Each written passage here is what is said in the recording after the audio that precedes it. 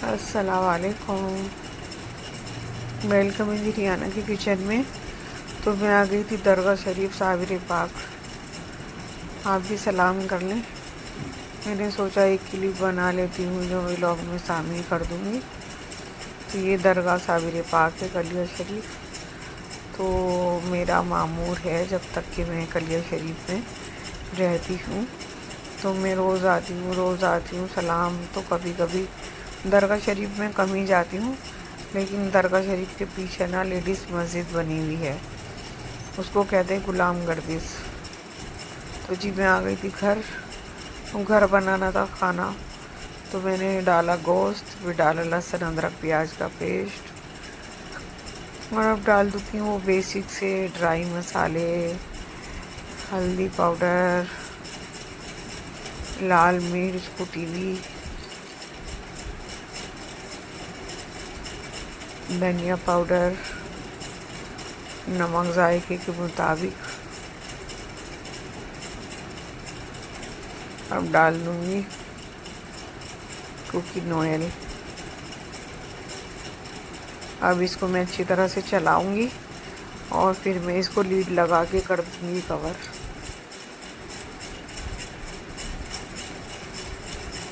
تو آج بنا رہی ہوں میں لوکی گوشت کا سالن۔ تو جی میرا تو چل رہا ہے پرہیز کا کھانا، تو بس میں اس کو کور کر دوں گی۔ لوکی میں نے کاٹ کے واش کر کے رکھ لی تھی۔ تو درگاہ شریف میں جاتی ہوں تو میرا نیم ہے،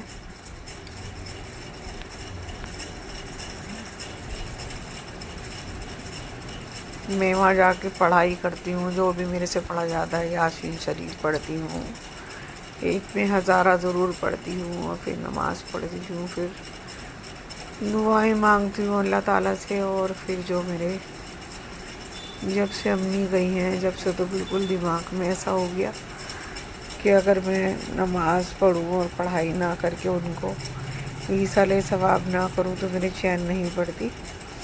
اور مجھے جو بھی میرے جانے والے ہیں، میرے گھر والے ہیں، مجھے بہت یاد آتے ہیں، اور بس میں ان کے لیے پڑھائی کرتی ہوں، ایصال ثواب کرتی ہوں، اور جو بھی میرے سے ہوتا ہے میں کرتی ہوں۔ تو ہم سب کو چاہیے کہ ایصال ثواب اپنے جانے والوں کے لیے ضرور کرنا چاہیے۔ تو جیسے کہ ہم جائیں گے، ہمیں بھی کوئی ایصال ثواب کرے گا،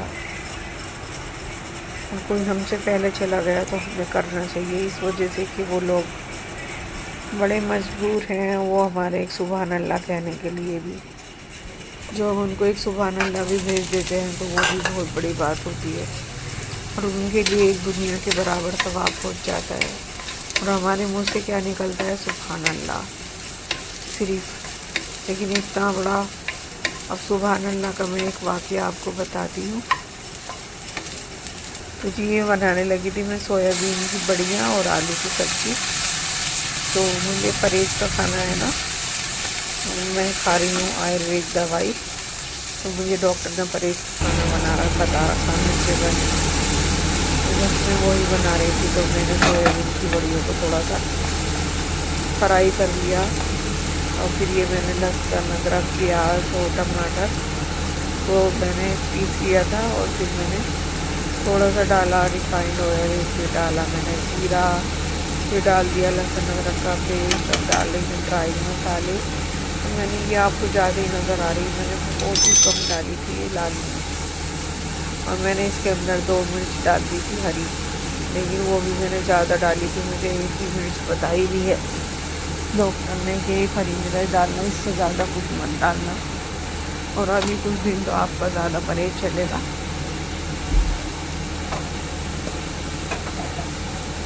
تو یہ اچھی طرح سے بھن گیا تھا، میں ڈال رہی ہوں اس کے اندر آلو۔ تو جی میرا کہنے کا ایک، میں آپ کو وقت تو کم ہی ہے، تو یہ میں نے ڈال دی آلو،